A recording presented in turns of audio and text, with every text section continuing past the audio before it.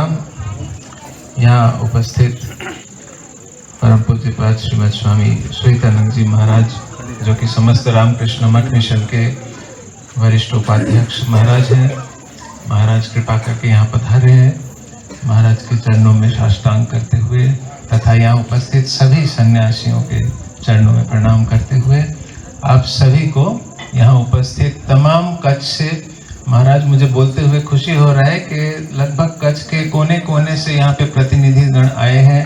हमारे बिदरा गांव के तो है ही, बिदरा के आसपास के गांव, हमारे पेरेंट्स, हमारे प्यारे बच्चे, हमारी पूरी यहाँ रामकृष्ण सेवा मंडल की टीम, सबको मैं रामकृष्ण सेवा मंडल के सेक्रेटरी होने के नाते आप सबको यहाँ पे स्वागत करता हूँ, नमस्कार करता हूँ।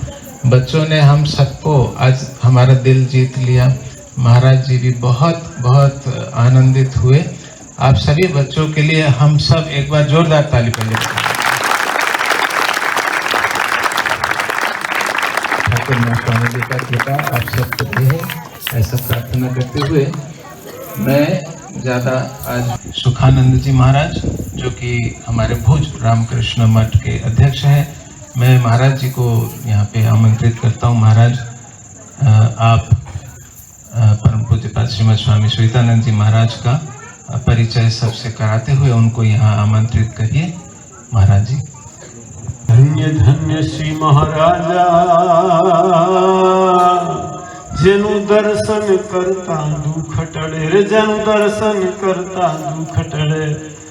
कच्छनी धरती मान कोक दीक भूलो पड़जे भगवान, तने बनाओ मोघेरा मेहमान जिरे।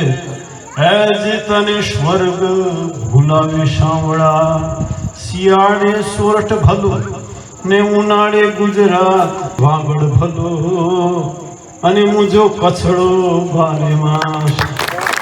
असाधुचारम में धमदारम बलि बलारम जलधारम, दादो कारम मयूर पुकारम तरता तारम विस्तारम। ना नहीं संहारम त्रास अपारम नंद कुमारम निख्याति, राधे प्यारी हे बलिहारी भूकुल रामो धारी रे भूकुल रामो धारी।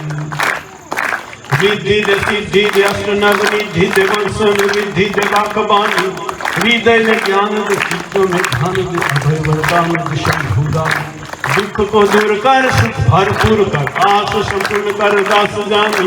स्वजन सो हित दे तू सो पित दे, झंग में जीत दे माँ भवानी जिरे, झंग में जीत दे माँ भवानी।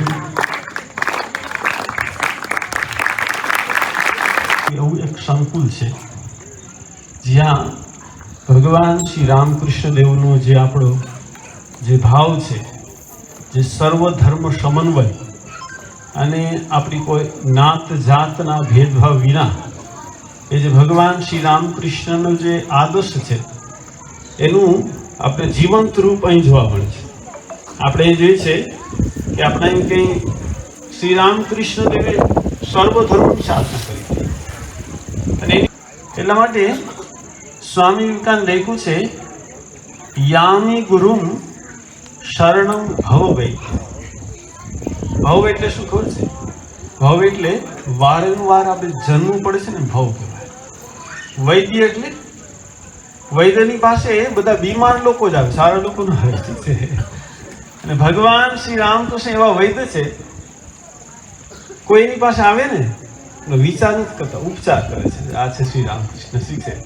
શ્રી રામકૃષ્ણ કોઈનો વિચાર નથી કરતા, જેવા લોકો આવે, તમે ગિરીશચંદ્ર ઘોષ કહો કે લાટુ મહારાજ જે મૂર્ખ છે કે રસિક મેચલ ભંગી હતો, બધા માટે શ્રી રામકૃષ્ણ જે લોકો આવે છે બધાનો કોઈનો વિચાર નથી કરતા કેવો છે। વૈદ્ય બધાનો ઉપચાર કરે, તો શ્રી રામકૃષ્ણ એવા છે કે આપણા ઉપચાર માટે આવ્યા છે। હું વધારે વાત નહીં કરું, એક ફક્ત નાની એક વાત કરું છું। બેન શ્રી રામકૃષ્ણ દેવની પાસે આવ્યા અને કીધું કે જ્યારે હું ધ્યાનમાં બેસું છું ને મારું મન ભટકે છે। આ ફક્ત બેનનો પ્રોબ્લેમ નથી, આપણે બધાનો પ્રોબ્લેમ છે, ઠીક છે। આપણે ધ્યાનમાં બેસીએ, અમારે સ્વામી ભૂતેશ્વરમાં એક સરસ વાત કરતા કે એને એક ભક્તને દીક્ષા આપી, દીક્ષા આપ્યા પછી જપ ધ્યાન કરે છે, આમ જ કરું છું, ઉન્નતિ થાય છે, પછી આમાં જપ ધ્યાન કરવાથી મારા બિઝનેસમાં ઉન્નતિ થાય છે ને સાહેબ. તો મહારાજે વિચાર્યું બિઝનેસમાં ઉન્નતિ થાય છે, સાંભળ્યું નથી. પછી મારે જો બિઝનેસ કરું બધા ઉધાર લઈ જાય પછી ભૂલી જાવ.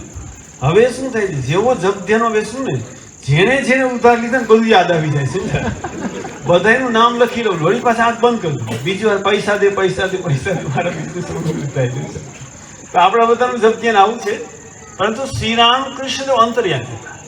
જ્યારે બેને કીધું કે હું જ્યારે જપ ધ્યાન કરું છું મારું મન ભટકે છે, શ્રી રામકૃષ્ણ અંતર્યામી તને કીધું તમે કોઈને પ્રેમ કરો છો? હા. કોને પ્રેમ કરો છો? મારો એક નાનો ભત્રીજો છે, મારો ખૂબ વાલો છે. હું જ્યારે પણ ભગવાનનું નામ લેવા જાઉં ને મારે ભત્રીજાની ચિંતા, મને ખૂબ જ વાલો છે. શ્રી રામકૃષ્ણ દેવે કીધું ખૂબ જ સારું, તું જ્યારે તારા ભત્રીએ નવડાવે, એનો ઈષ્ટદેવ બાલગોપાલ કૃષ્ણ હતા, તો એને કીધું જ્યારે તું ભત્રીએ નવડાવ ત્યારે ભગવાન શ્રી કૃષ્ણ અભિષેક કરું છું એવું વિચારી નવડાવે છે. જ્યારે તું તારા ભત્રીને ખવડાવે ત્યારે વિચાર કરીને ભગવાન શ્રી કૃષ્ણને ખવડાવું છું.